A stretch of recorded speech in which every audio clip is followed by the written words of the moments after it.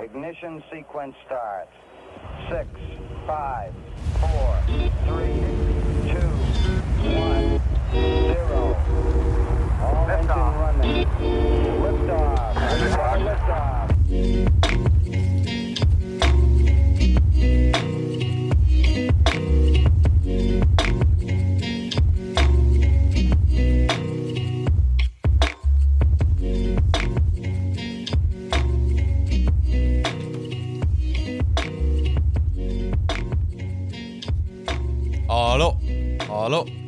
Hello.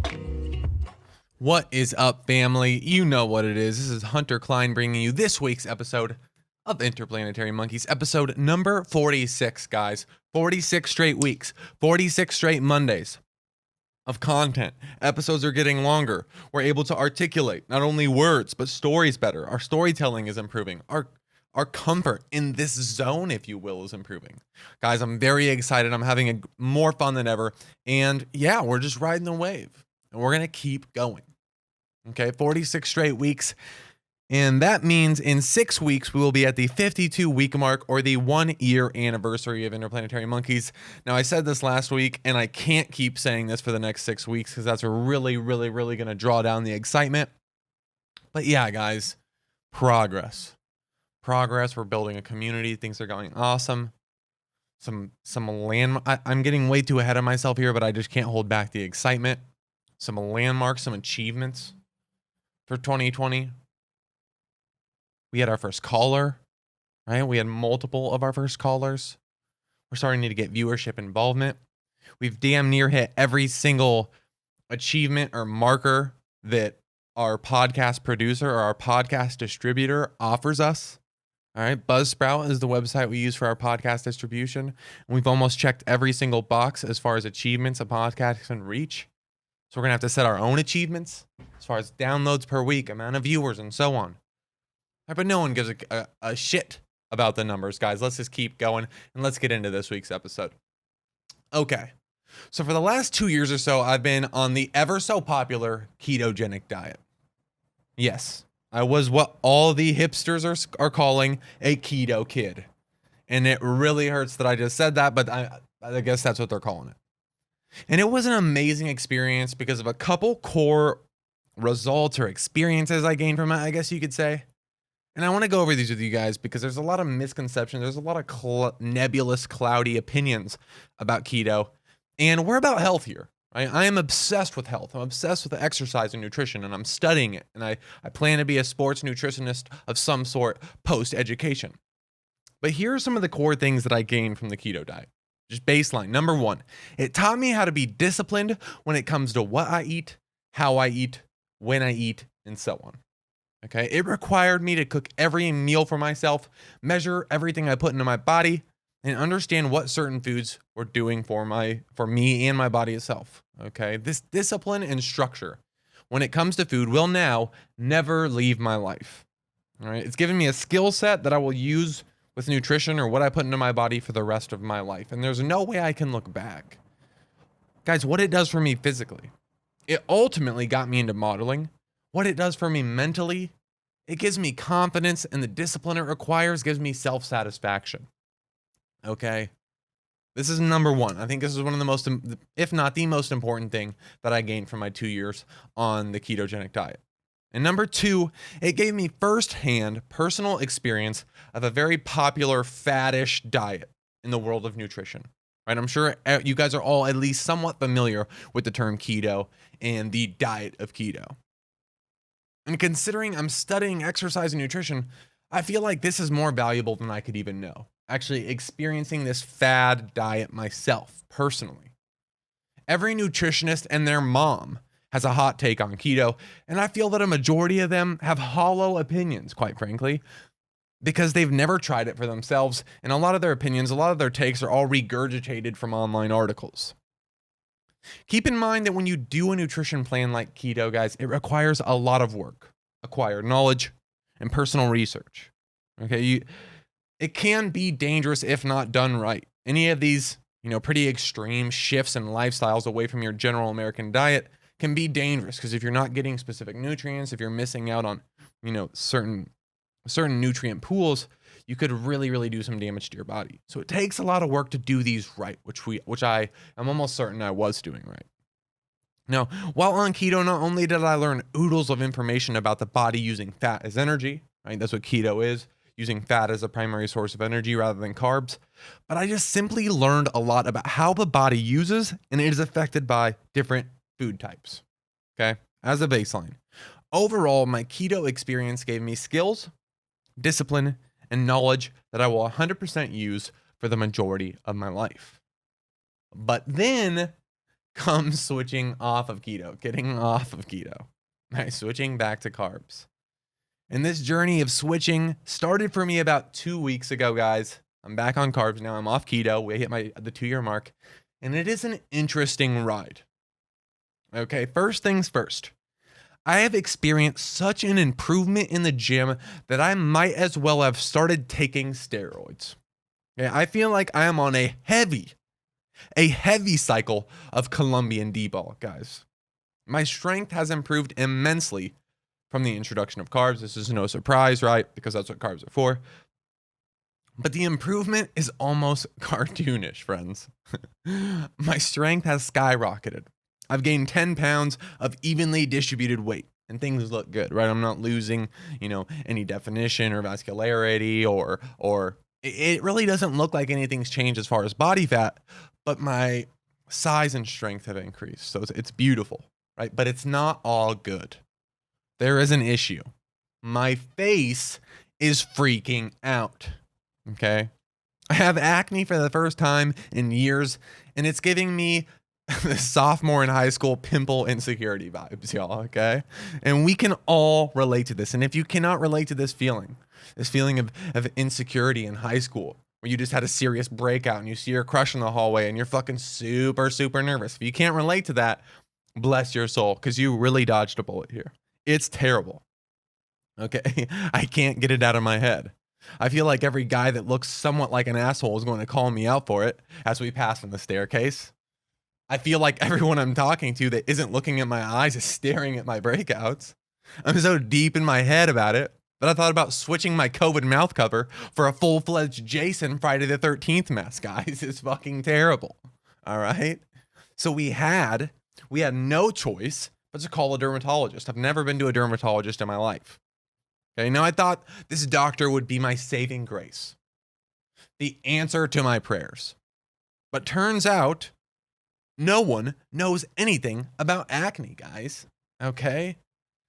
Now I know it's food related because as soon as I shifted from keto to carbs, my face exploded.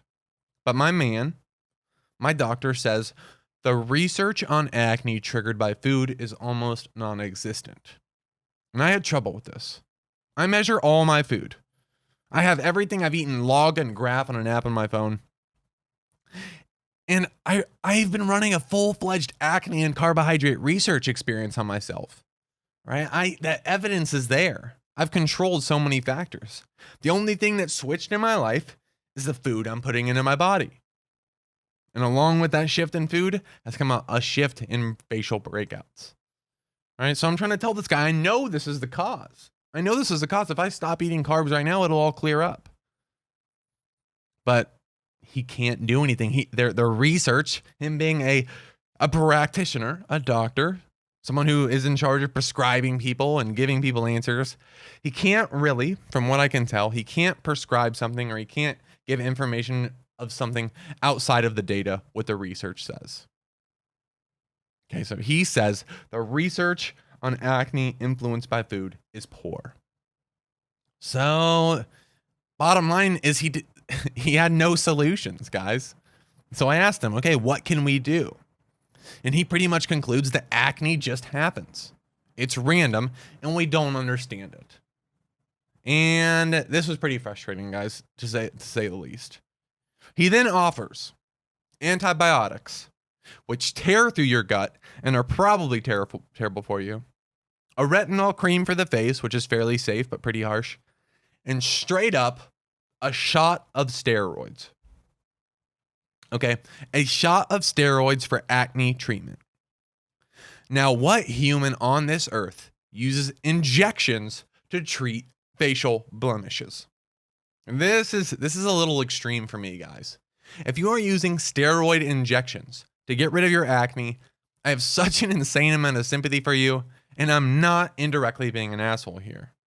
The amount of emotional stress you need to be in to remove acne with a giant needle injection is insane, I'm sure.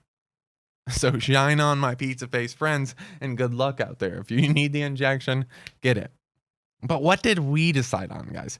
Well, I don't want to mess up my gut microbe. I know it's food related. I don't want to take any extreme steps because I'm going to have to diagnose this at home, at the plate, if you will. Well, we got the retinoid cream face implication magic serum, whatever the hell. But I don't know if I'm going to use it because I know it's food related, guys. I probably will, but it's just such a fucking disaster. All right, so we're going to experiment a bit with our foods, eliminate some prime suspects, and get our clear face back, family. Okay? We need to get the clear face back. I'm tired of this high school insecurity feeling. I'm tired of people breaking eye contact with me and my mind just completely defaulting to, oh my God, they're totally put off by my acne. It's not good, guys, and we already know I'm already in my head too much. All right, so we got to get out. We have to get out. Another update, O-Life family. We got another job, friends. I told you guys a couple weeks ago, if not last week, that I am not happy with my current lifestyle, my current workload. While I'm performing well in school and the podcast is going well, it's not enough. I need another layer. I need another grind that pushes me a little harder. I need to be a little more exhausted when I get into bed at the end of the night. Right? So I got a host job at a pretty fancy restaurant here in Scottsdale, and I'm absolutely ecstatic about it, friends. The immense amount of free time in my evenings is going to be gobbled up by productive, money-creating work. And I can stop spending weekends curled up in my apartment doing absolutely nothing, trying to preserve money. Right? It's a terrible feeling, guys. And quite frankly, I think it was a very victims-like mentality. Sitting at home on the weekends and in the evenings, doing nothing, afraid of spending money, so I don't have to stress about a rent bill or an extreme emergency car breakdown. And I had my first day of work or training, and something beautiful happened that night, guys. When I laid down that night after my first day of work, I have school during the day, get done with school, go down to the restaurant and work this host job. When I laid down in my bed, I felt truly exhausted, guys. I could feel the drain in my legs and behind my eyes. And it felt so goddamn satisfying. Okay, and it's just so hard for me. It's just so hard for me to imagine that for the last year, I did not make a move like this. It's so unfortunate that I wasn't presented with the experiences or the people around me to push me into a spot like this, to say, hey, why are you not doing more with your time? Why are you not doing more with your evenings?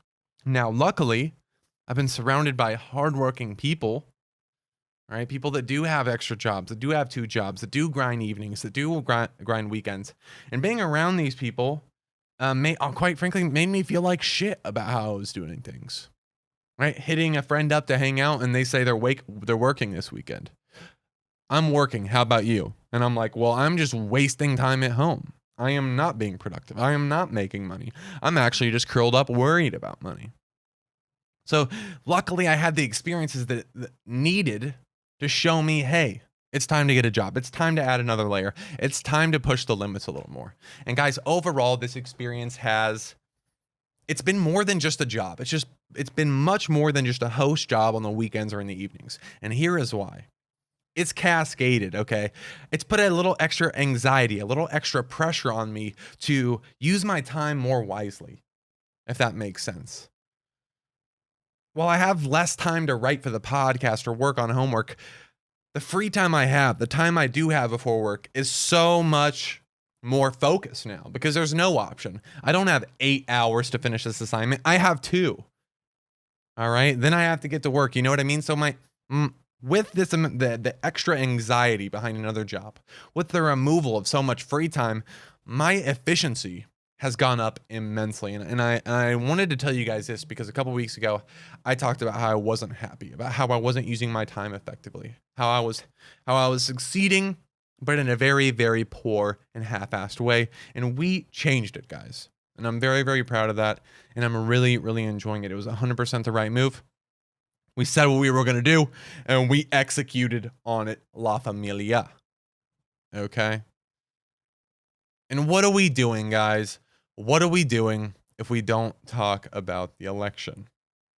Okay, now, let's cover this first. Okay.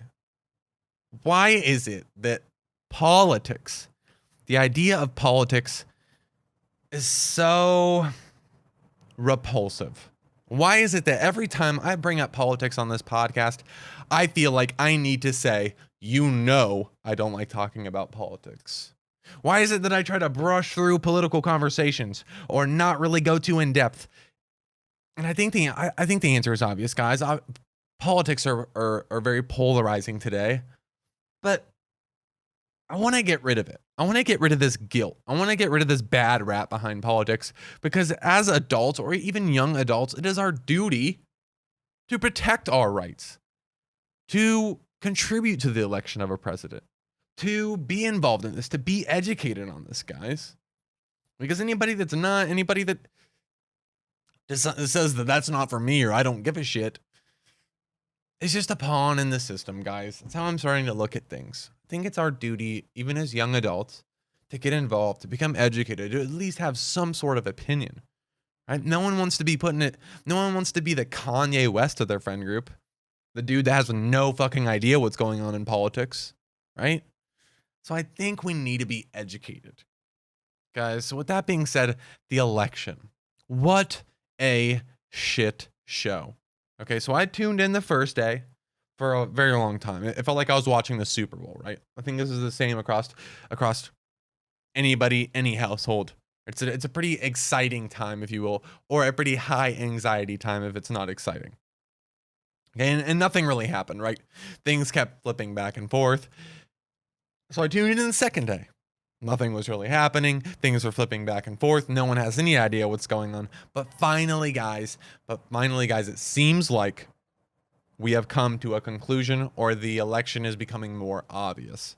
Now, I don't want to say obvious here because at the time of recording this, it's still very, very close. All right. In some states, it's even thousands of votes. But it's looking like Joseph Biden is going to be El Presidente at the time of this recording. Now, it won't be official for a while, I'm sure. Okay, because Trump is going to challenge this. There are lawsuits being laid down to challenge the vote counting process and so on. And things are going to be interesting. I'm sure President Trump is going to draw this out for as long as he can. But right now, the election polls, the news channels, it looks like Biden has wrapped this up. How do I feel about this? I don't really know, guys. I don't really know. This whole discussion seems like we're trying to pick the lesser of two evils.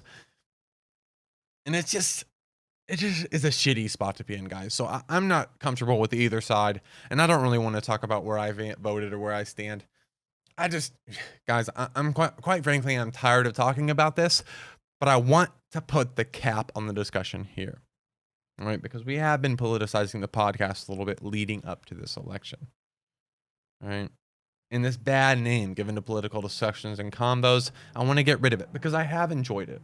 I have enjoyed these political discussions and at least somewhat educating myself on the topic.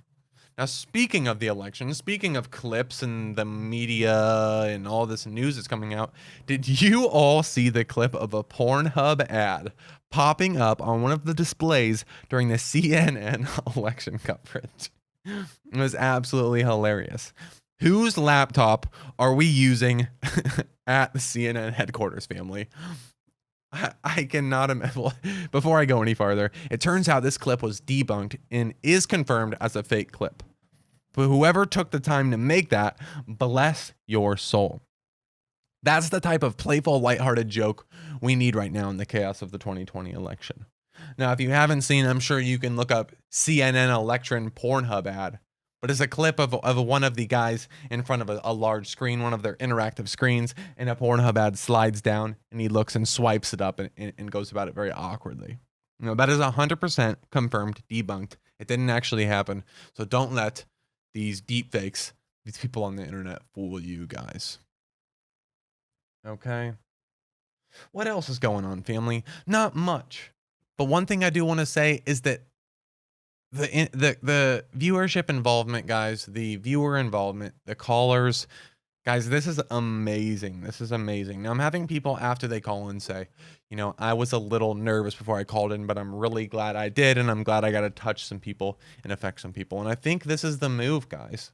I just do. I think there's so much value in it, not only for the podcast and content, but for the community, for the viewers, for me, right? I think that we run the risk, if it's just one-sided, if it's constantly just me talking, we run the risk of falling victim to my blind spots, the blind spots in my perspective, the blind spots in how I approach the world. I want to get other people's opinions. I want to mix this pool up a little bit and diversify the perspectives we have. Okay? So if you guys want to call in, if you guys want to get involved, the number is 602-892-4371. And I want to talk about how far we've come, guys. Okay? Keep in mind, this podcast started as a very short form science education podcast. Okay? Look how far we've come.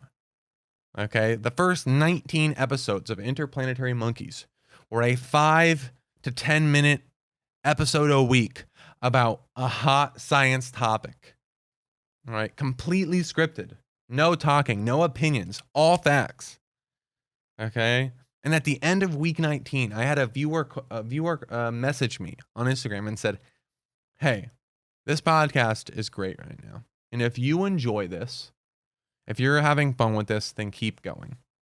But here is why I think you are special as a podcaster." And with that message was a link to a YouTube video of Conversations on Curiosity, my first podcast, which was free form, long form, me talking about the world. And they said, this is what makes you unique.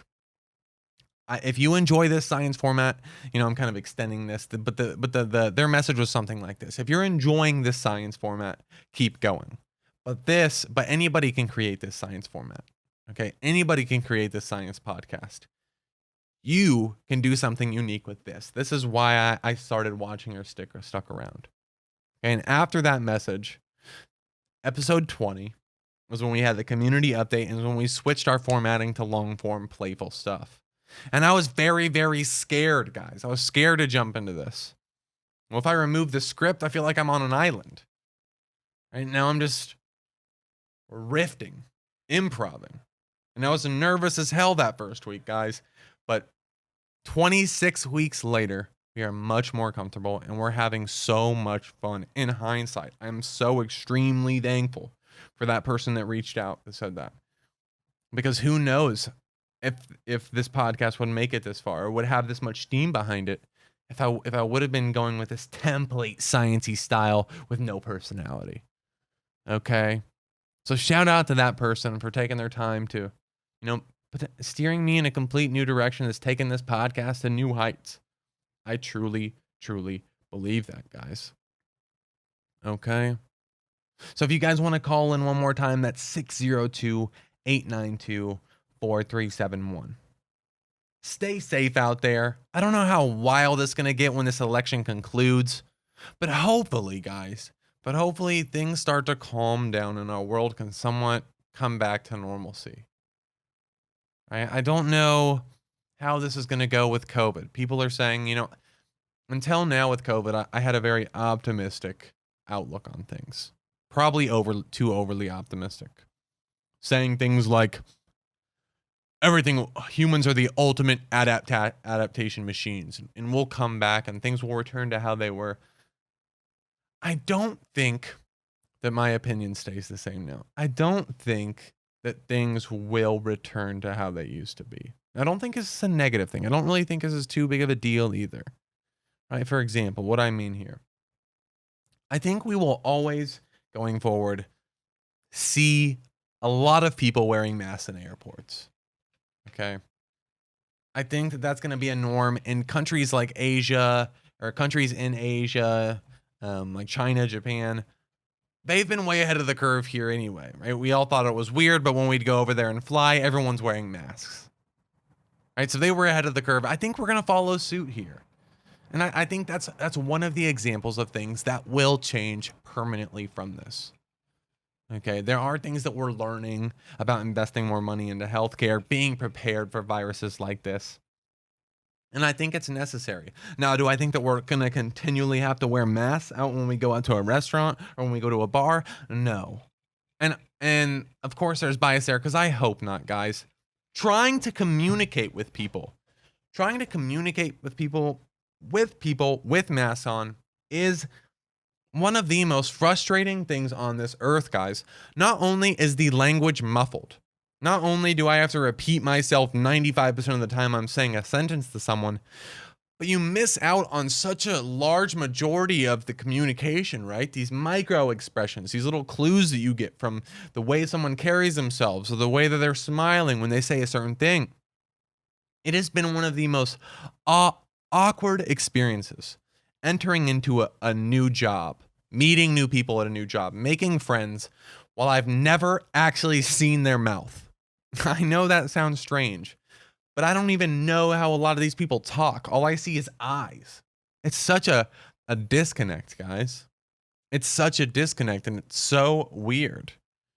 I guess one positive thing is that I'm getting really good at reading people's eyeballs and gauging someone's emotions, feelings, and intentions through the way that their eyes look. But it's been such an odd experience going into a completely new arena like the Mission in Scottsdale and working there and meeting everyone through this grayed out, very dark tinted glass. I don't really see these people. And I know this somewhat sounds extreme, but it is very, very strange, and it is very, very difficult. So for that reason, I really, really hope that sooner than later, we can remove some of this extreme caution that we're taking, right? Now, am I in a position to say when we should and when we shouldn't, right? When we should let up on regulations, when COVID's done, when we got it under control? No, right? It's probably when the virus comes to, or when we get our cure, if you will, our concoction of COVID death. And who knows when that'll be, guys. There are rumors that were going around that the cure is going to come out right after the election. It's a political game, guys. It's being politicized. But it doesn't look like that. President Trump was saying that it will be here in a month. It'll be here in 2 weeks. Joe Biden saying it'll be a year. Okay, what I've gathered from this information, or a cure for our COVID, a vaccine for COVID. When will the world return to normal? It seems that even when the vaccine gets here, it's going to take a very, very long time to roll out this vaccine to the entire country. All right, so with that being said, when the vaccine hits, it's not going to be an instant fix. Things are not going to instantly return to normal. We're going to have to wait for it to spread. We're going to have to wait for it to ship. Okay, now luckily we have multiple companies working on the cure.